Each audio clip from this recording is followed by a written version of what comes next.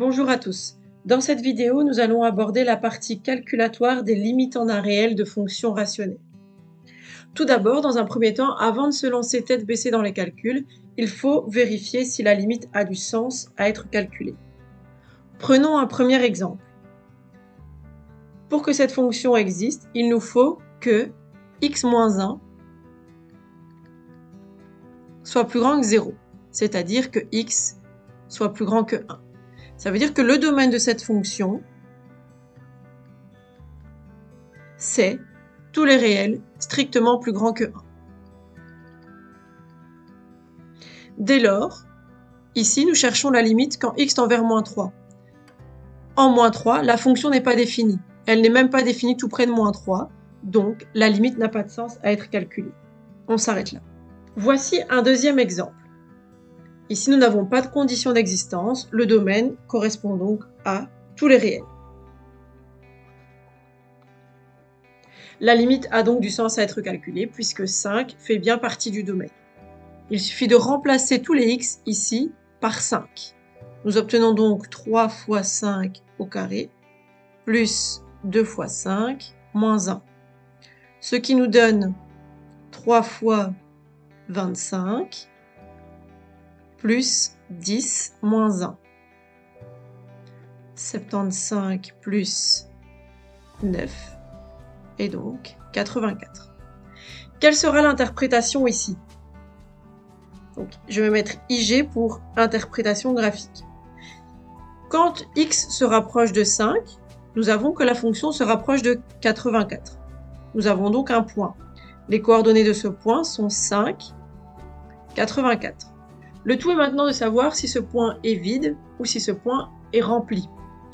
Bien, nous savons que 5 appartient au domaine puisque le domaine c'est tous les réels. Le point sera donc plein.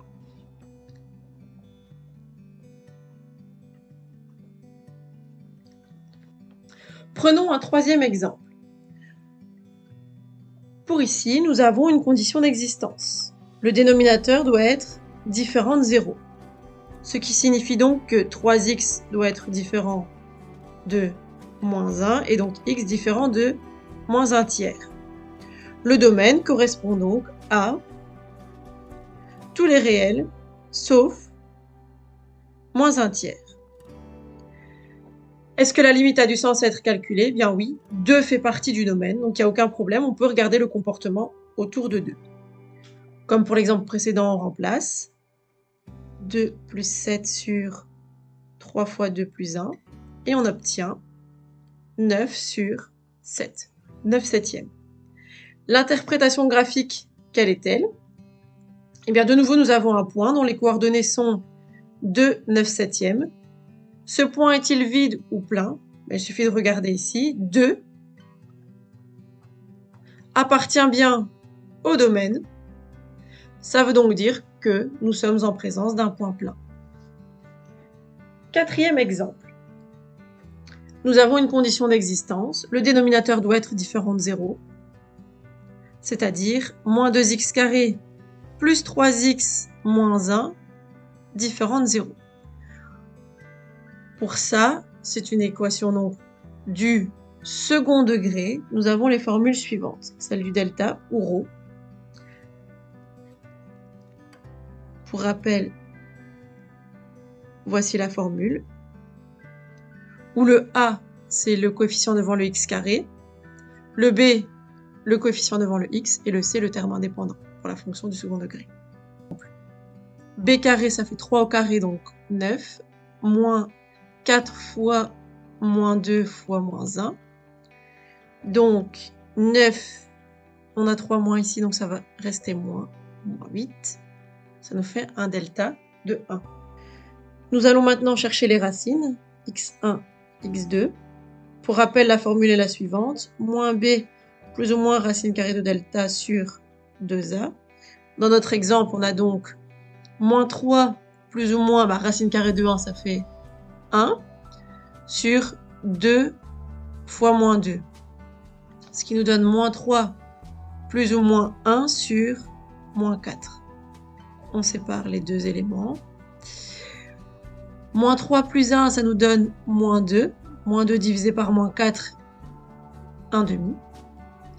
Et la suivante, moins 3 moins 1, donc moins 4. Moins 4 divisé par moins 4, 1. Ça veut dire que notre polynôme s'annule en 1 demi et 1.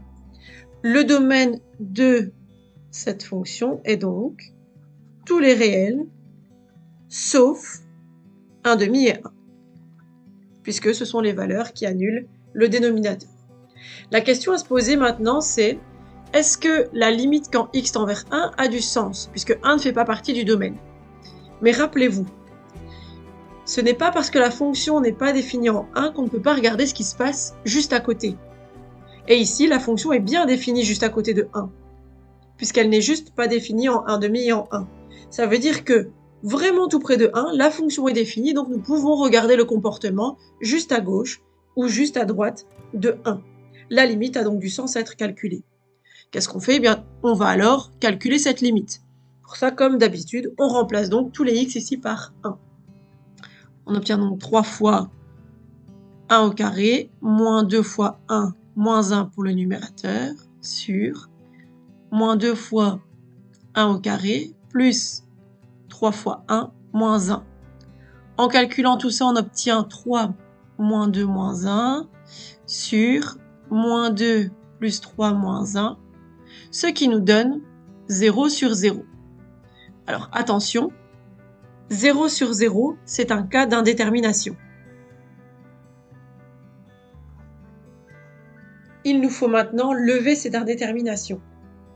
Nous savons que 1 est donc à la fois racine du numérateur et du dénominateur. C'est-à-dire que 1 vient à la fois annuler le numérateur et le dénominateur. Si 1 annule les deux, ça veut dire que nous pouvons mettre x moins 1 en évidence. On peut factoriser les deux polynômes.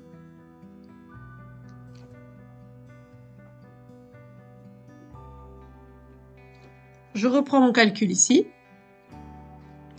Nous pouvons factoriser par x moins la valeur que nous avons ici, c'est-à-dire x moins 1 dans le cas présent.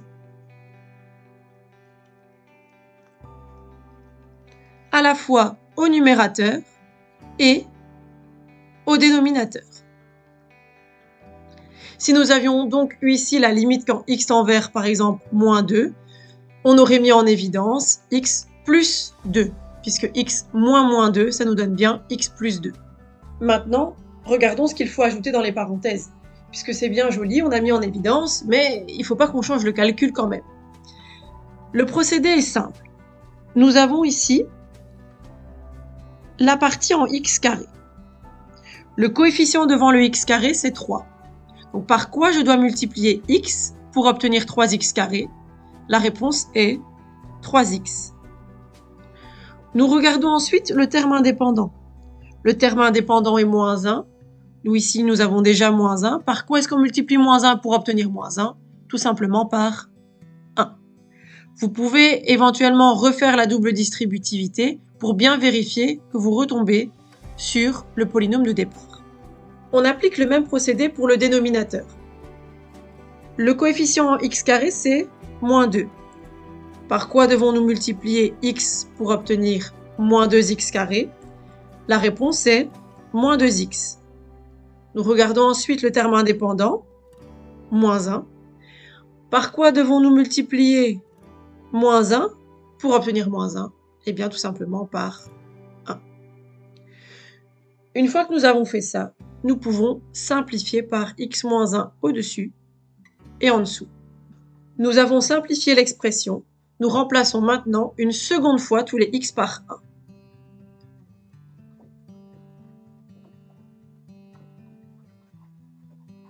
Nous obtenons au numérateur 4 et au dénominateur moins 1.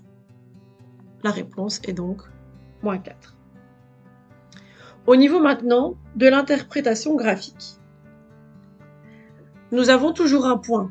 X tend vers 1 et le Y tend vers moins 4. Maintenant, est-ce que ce point est vide ou est-ce qu'il est plein? On regarde notre domaine ici. Le domaine, c'était tous les réels sauf 1 demi et 1. 1 ne fait pas partie du domaine, ce qui signifie que notre point, cette fois-ci, est un point vide. Regardons à présent un cinquième et dernier exemple. nous avons une condition d'existence, à savoir le dénominateur différent de 0, c'est-à-dire 2x² plus 4x moins 6 différent de 0.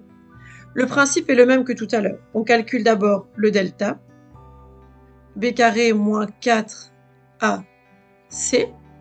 Donc 4 au carré, ça fait 16. Moins et moins, ça nous donnera du plus. 4 fois 2, 8. Et 8 fois 6, 48. 16 plus 48, 64. Nous calculons les deux racines, x1, x2. Moins 4 plus ou moins racine carrée de 64, ça nous fait 8. Sur 2a, donc 4. La partie positive, moins 4 plus 8, 4. Divisé par 4, ça nous donne 1. Et la partie avec le moins. Moins 4 moins 8, ça nous fait moins 12. Divisé par 4, donc moins 3.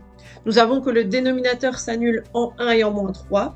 Donc, le domaine va être tous les réels, sauf moins 3 et 1. Est-ce que la limite a du sens à être calculée? Eh bien oui, puisque moins 3 est une borne du domaine, et donc on est bien défini vraiment tout près de moins 3. Toujours le même principe, on remplace donc maintenant tous les x par moins 3. Nous obtenons 3 fois moins 3, moins 9, 4, sur 2 fois moins 3 au carré, plus 4 fois moins 3, moins 6.